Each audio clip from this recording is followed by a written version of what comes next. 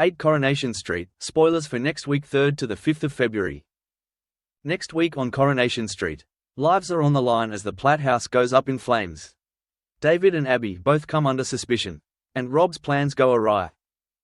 1. David has a plan. After meeting up with old prison mate Andy last week, David now has a plan in place to recoup the money he needs to repay local gangster Harvey. David used the stolen cash to purchase number 8 from Mum Gail. But although he made known his plans to put the house on the market again, Shona pointed out that it could take months to go through. With the threats against the family increasing, they need to get the money as soon as possible. David made a passing comment in front of Shona and Max about burning the house down to claim on the insurance. But when he later went to meet Andy, who had previously been convicted of insurance fraud, it appeared as though he could be taking the idea seriously. On Monday, David calls Andy to make final arrangements for their plan that evening. When Nick then reminds him that it's Sarah's birthday party, neither of them are aware that Harvey's goon Logan has heard everything. With the family currently avoiding number 8, Sarah worries that word will get out about the Platts all being in one place at the same time in order to celebrate her birthday. Sarah's disappointed when David later tells her that he won't be able to make it, claiming that he is doing a haircut at a client's house, but what is he really up to? 2. Abby attacks Toya. Meanwhile, Abby is still gunning for whoever reported her to social services, after accidentally leaving young son Alfie in her car at the precinct following a panic attack. Alfie was discovered by Toya, who has already returned Alfie to Abby once after finding him wandering the precinct alone. She walked back into her house and there was a social worker sat there, and that is her worst nightmare. Sally Carmen Duttinet tells us. It is one of those moments when the floor just gets taken from underneath you. There is nowhere to hide either, so she's just on autopilot trying to get through it. That's one of the things that she is constantly in fear of, because she's lived through that all her life with her children. Abby is certain that it must have been sister-in-law Debbie who reported her, who had arrived on the scene by the time Abby returned to the precinct. Next week, when Sam suggests to Abby that she bring Alfie along to Sarah's birthday party following his ordeal in the car, Abby suddenly realizes that it must have been Toya who had reported her. Toya has been attempting to help Abby, who is clearly suffering with symptoms of PTSD following Mason's death. But Abby has so far refused to take any advice from her. When Abby later finds Harry watching Hope's latest livestream where she's taking part in a seance in number 8 with Sam, Ruby and Lily, he soon notes that Toya has busted the kids and ordered them out of the house.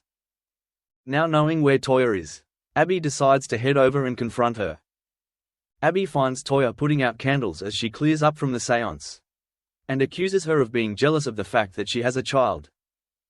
When Toya accidentally knocks a bottle of red wine off the kitchen counter, the pool of red liquid spreading over the floor sets off Abby's PTSD, as she again starts seeing visions of Mason and late son Seb, both covered in blood.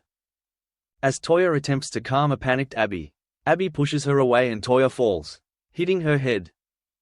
She's not thinking straight, she's right back into fight or flight. And she's fighting. She's not going intentionally to potentially kill her. She's going to absolutely stop this once and for all, Sally explains. She's warned her, she's not backed off, and then she's gone and done this for that. And Abby has gone there to finish the conversation, and she ends up hitting and essentially leaving her for dead. 3. The Platt house goes up in flames. A short time later, as Toya remains unconscious in the kitchen, an unseen person approaches number 8 and pushes a lit rag through the letterbox, starting a fire. After smelling the smoke from 2 doors down, Sally heads to the party at the bistro and raises the alarm. Heading out onto the street to find the house ablaze, and realizing that Lily had been in there doing a livestream, Nick, Shona and Max race to the back door and gain entry. Nick soon finds Toya on the floor of the kitchen, as Max and Shona battle through the smoke to try and find Lily.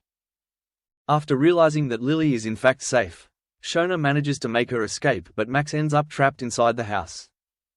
As David arrives on the scene, Shona tells him that Max is still inside, but as they head back towards the house, it explodes in a ball of flames. As the emergency services arrive, Kit points them towards Toya, who has a nasty head wound as well as smoke inhalation. When Leanne arrives on the scene, clearly inebriated, she tries to check on her sister, but an annoyed Nick sends her away. Eventually one of the firefighters retrieves Max's seemingly lifeless body, and a distraught David joins him in the ambulance as he's rushed to hospital. Some time later, conscious of what David had said the previous day, Shona quizzes David about how the fire could have started. Realizing what she's getting at, David assures Shona that he had nothing to do with it, and that he was with an old mate at the time. Lauren joins them in the hospital waiting room as they anxiously wait for any news on Max, and when Kit subsequently arrives to tell them they're certain it was arson. David is quick to point the finger towards Logan. But is David about to take the law into his own hands with this new knowledge? Tempers later flare again as an emotional David returns, blaming himself for what happened to Max and wishing that he had never taken Harvey's money in the first place. 4. Did Leanne start the fire? When Leanne arrives at the hospital hoping to get news on Toya, she's met with a frosty reception from Nick in the waiting room, who accuses her of starting the fire. After all, it's been little over a week since a jealous Leanne almost started a fire in Nick and Toya's flat, when she decided to put their passports in the toaster after learning they were planning a holiday together. Upset, Leanne denies having anything to do with the fire, but soon begins questioning herself when she finds a box of matches in her coat pocket. When Leanne later claims to have been at Oliver's grave at the time the fire was lit, Steve soon realizes that she's lying. Leanne is forced to admit to him that she honestly can't remember where she was at the time, as she was completely drunk. Leanne remembers seeing Toya entering number 8, but everything after that is a blur until she later woke up in Victoria Gardens, apparently having picked up a box of matches from somewhere. Steve advises Leanne to talk to the police, but will she agree? 5. Abby disappears. Meanwhile, both Kevin and Debbie are concerned that Abby has not been seen since the fire, and Debbie can't help but voice her suspicions. Abby quietly heads back to number 13 to collect some of her things, but when she hears Kevin and Debbie return, she sneaks out the back to avoid them.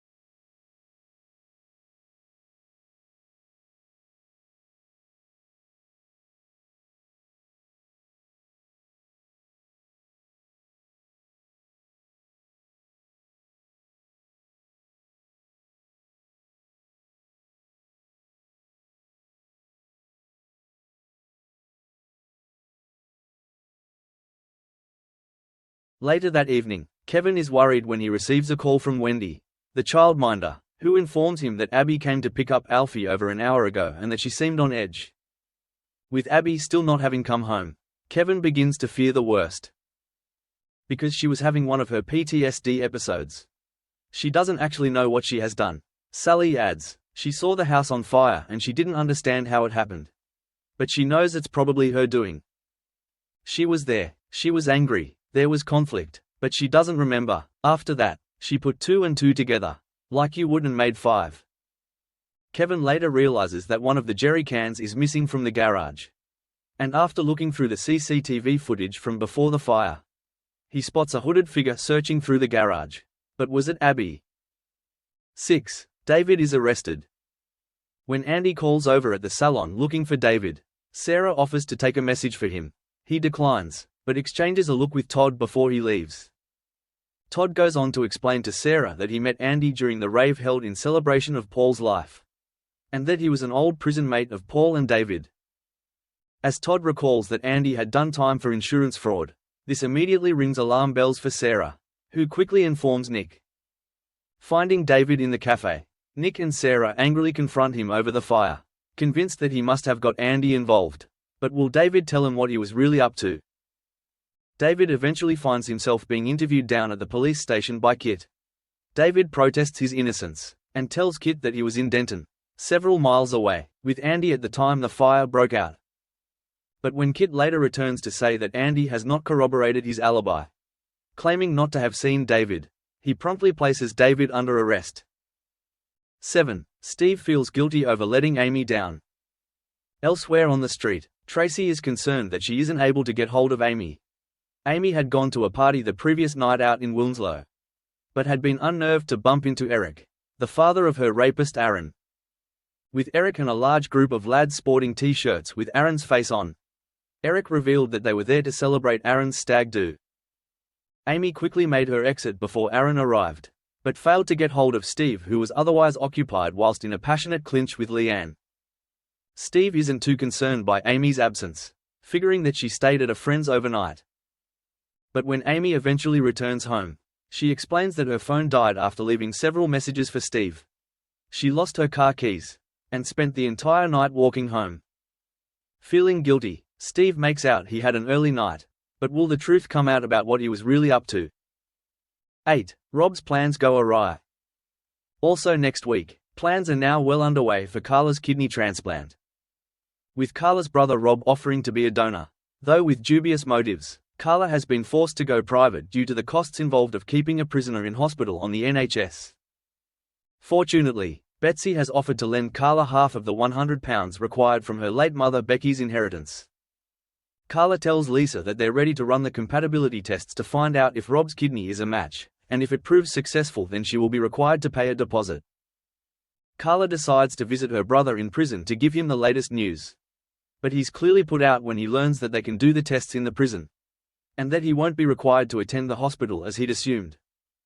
What did Rob have planned? Thanks for watching and stay tuned for more movie spoilers next week. Goodbye and see you again.